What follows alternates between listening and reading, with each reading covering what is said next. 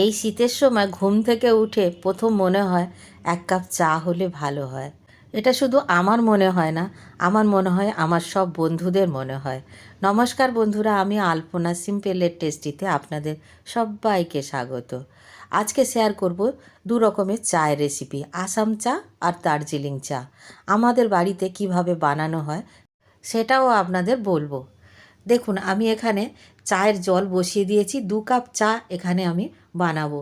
তো এখানে দেখুন আমি 3 রকমের চা কিনেছি। সিটিসি চাটা আমি সরিয়ে রাখলাম, এখানে এটা আসাম চা, আর আমি দার্জিলিং চাও সঙ্গে রেখেছি, তো আপনাদের আলাদা করে দেখাবো। এটা হচ্ছে দার্জিলিং চা। এই 2 রকমের চা পাতা আমরা একসাথে মিক্স করে তারপরে কিন্তু চা বানাই, এইটা আমাদের বাড়ির নিয়ম।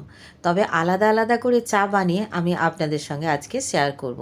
দেখুন, আমি দার্জিলিং চায়ের প্যাকেটটাকে খুলে নেব প্রথমে। আপনাদের দেখাবো দার্জিলিং চা কেমন দেখতে হয়। যারা আপনারা চেনেন চা তারা তো চেনেনই, আর যারা চেনেন না তাদের জন্য বলছি, একবার দেখিয়ে দেব আসাম চা বা দার্জিলিং চা কেমন দেখতে হয়। দেখুন, এটা কিন্তু আসাম চা। এই চাটা একটু হালকা হালকা হবে। আর দেখুন, দার্জিলিং চাটা একটু ডিপ কালার হয়, কিন্তু খুব বেশি তফাৎ বোঝা যাবে না যদি ভালো করে না দেখা যায়।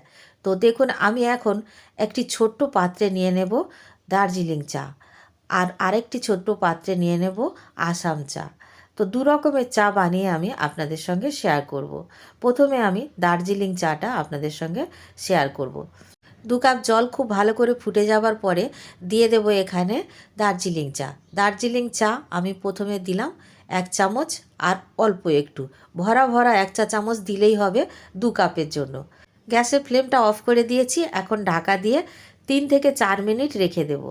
খুব বেশিক্ষণ কিন্তু রাখার প্রয়োজন হয় না।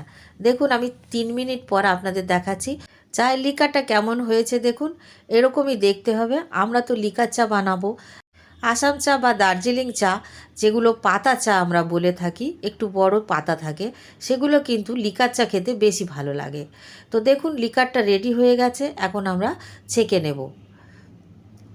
এইরকমই কিন্তু লিকার হলে খেতে ভালো লাগবে। বেশি কড়া করলে কিন্তু চাটা খেতে ভালো লাগবে না, একটু তেতো হয়ে যেতে চাইবে।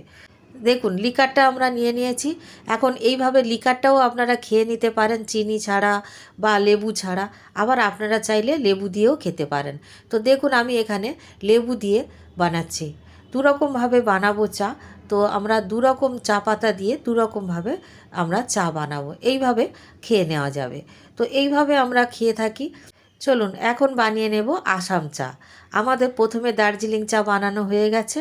এখন 2 কাপ আমি জল প্যানের মধ্যে দিয়ে গ্যাসের চুলায় বসিয়ে দেব, গ্যাসটা জ্বালিয়ে। তো এখন ঢাকা দিয়ে জলটা ফুটতে দেব। তো দেখুন, ভালোভাবে জলটা ফুটে গেলে তখনই আমরা চা পাতাগুলো দেব। এখন আমি আসাম চা দেব। তো আসাম চা পাতাটা আপনারা দেখুন, লিকার হতে একটু বেশি সময় লাগে। এখানে আমি 1 চামচ দিয়েছি, আর অল্প একটু দিয়েছি। তো এই রকমই কিন্তু 2 কাপের পরিমাপ দিতে হবে। তারপরে ঢাকা দিয়ে দেব। গ্যাসের ফ্লেম অফ করে দিয়েছি। 5 মিনিট লাগবে এই চাটা তৈরি হতে। আমি 4 মিনিট পর ঢাকা খুলে আপনাদের দেখাবো। দেখুন, 1 মিনিট কম আমি রেখেছি, মানে 4 মিনিট রেখেছি। এখানে কিন্তু 5 মিনিট সময় লাগে। তো 4 মিনিট পর আমি আপনাদের দেখাচ্ছি। দেখুন, পাতাগুলো কিন্তু ডোবেনি। ভালো করে না ভিজলে কিন্তু পাতাটা ডুববে না, এরকম ভেসে ভেসে থাকবে। সেজন্য আরও একবার ঢাকা দিয়ে রেখে দিতে হবে, তা নইলে লিকারটা ঠিকমতো বেরোবে না। ঢাকা দিয়ে আরও 1 মিনিট আমি রেখে দিয়েছিলাম। এখন আমি ঢাকাটা খুলে আবারও দেখিয়ে দেব যে দেখুন, চা পাতাগুলো একটা একটা করে ডুবে গেছে। চা পাতা না ডুবলে তাহলে বুঝবেন যে চা পাতার থেকে ভালোভাবে লিকারটা আসেনি। একটু নাড়াচাড়া করে নিতে হবে এইভাবে চাটা যখন আমরা ছেঁকে নেব। কাপের মধ্যে চিনি দিয়ে দিলাম।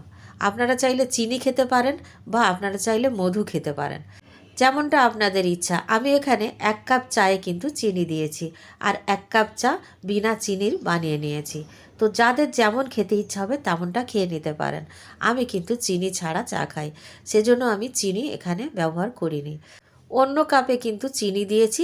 আমার বাড়ির আরও সদস্য যারা আছেন তারা চিনি খান, তো সেজন্য চিনি দিয়েছি, আর আমি এইভাবে লিকার চা খেয়ে নেব।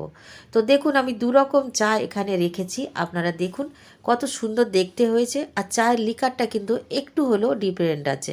এখানে লেবু চা আছে, চিনি ছাড়া চা আছে, চিনি দেওয়াও আছে।